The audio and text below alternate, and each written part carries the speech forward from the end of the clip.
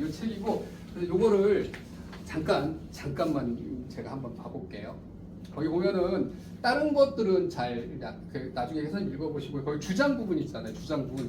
자, 오늘 이제 저하고 주로 제가 논의할 실증주의에 관한 건데, 논리 실증주의와 분석 철학에서 자, 주장이 뭐냐면은요, 실증주의는 모든 것을 경험에 의한 과학으로 입증하고자 하는 관점으로 검증 가능한 것을 넘어서는 형이상학적 논의와 물음은 쓸모없는 것이라고 보는 입장이에요. 자, 논리 실증주의는 자, 이러한 실증주의의 문제점들이 좀 뒤에서 보면 나오는데, 그거를 어떻게 개선한 가설 영역적 방법으로 개선한 관점이고요. 이게 언어의 중요성이 사실 현대 철학에서는 굉장히 이렇게 두드러져요. 언어적 전해라고 그래서 이렇게 부각이 되는데, 그러한 언어를 굉장히 중시한 철학이 분석 철학이에요. 그래서 이런 것들이 조금 뒤에 저하고 볼 그 특수교육 영역에서 이야기되고 있어요.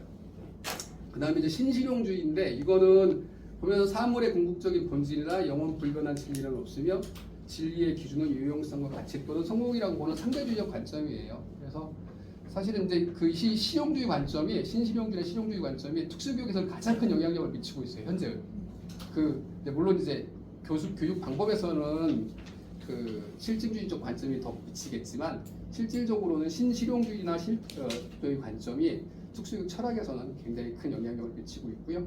그 다음에 현상학과 해석학인데, 이거는 뭐냐면은 실증주의와 심리학주의가 문제라고 그래요.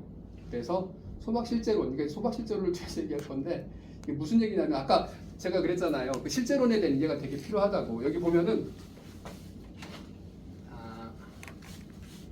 되게 필요하다고 그랬잖아요. 여기서 보면 여기 실제론이 뭐 소박실제론도 있고 비판적 실제론도 있고 내재적 실제론도 있고 반실제론도 있고, 그래서 이거에 대한 사실은 이해하는 부분들이 조금 더 필요하거든요. 관점을 이해를 하기 위해서는. 근데 소박실제론은 어떤 그 관점이냐면, 주로 과학에서 많이 채택하고 있는, 과학자들이 많이 채택하는 그러한 실제론이기도 한데, 그냥 진짜 소박한 실제론인 거예요. 우리가 보는 밖으로 이렇게 보는 대상이 있는 그대로 있다고 생각하는 실제론이에요.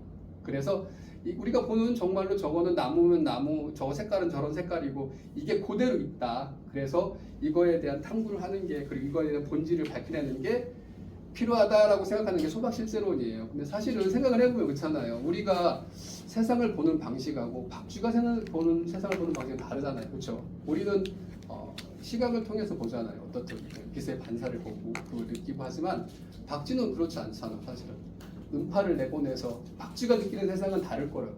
근데 정말로 혹시 또 저 외계에서 정말로 외계인이 있어 다른 방식으로 인식하는, 또 다를 수 있잖아요.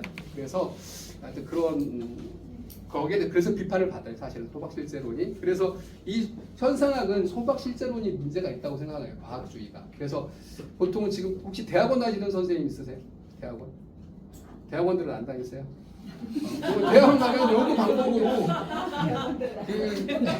아니 바람직한 현상이야.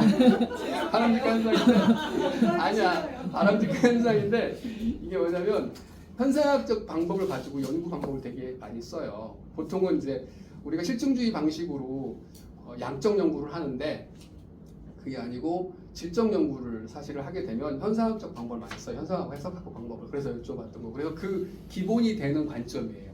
그래서 이것도 굉장히 유용한 연구 방법일 수 있어요. 그 다음에가 이제 실존주의잖아요. 실존주의는 말 그대로 이제 인간의 실존에 대해서, 실존은 뭐 본질이 앞선다라는 그런 얘기 들어보셨잖아요. 실존에 대한.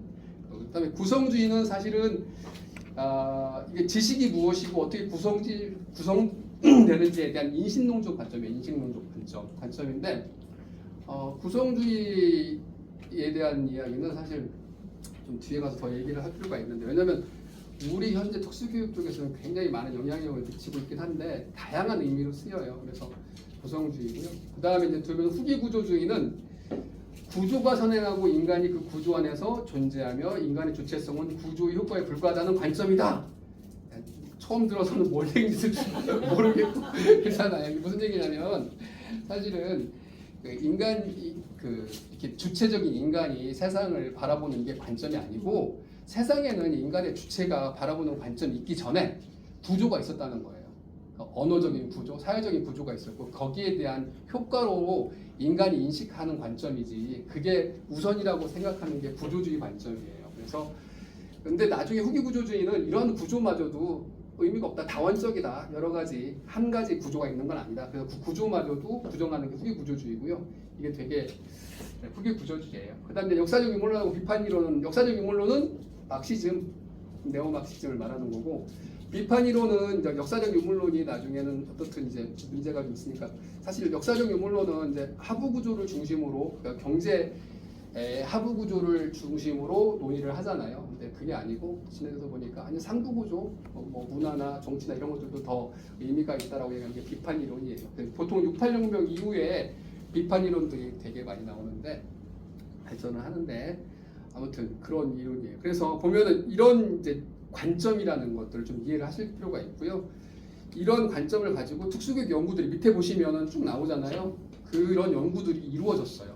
그러니까 단순히 이런 관점이 뭐 있다라는 게 아니고 이런 관점을 전제로 해서 특수교육 연구들이 이루어지고 특수교육 철학의 관점들이 생기는 거예요. 그래서 제가 이렇게 이거를 조금 말씀을 드린 거거든요. 그래서 오늘은 이거를 보통은 이게 제가 생각했을 때는 한 학기 강의이긴 한데 오늘은 실증주의만을 가지고 이 얘기를 제가 말씀을 드리고 실증주의 중에서 특히 교육 과정을 가지고 제가 말씀을 드릴게요.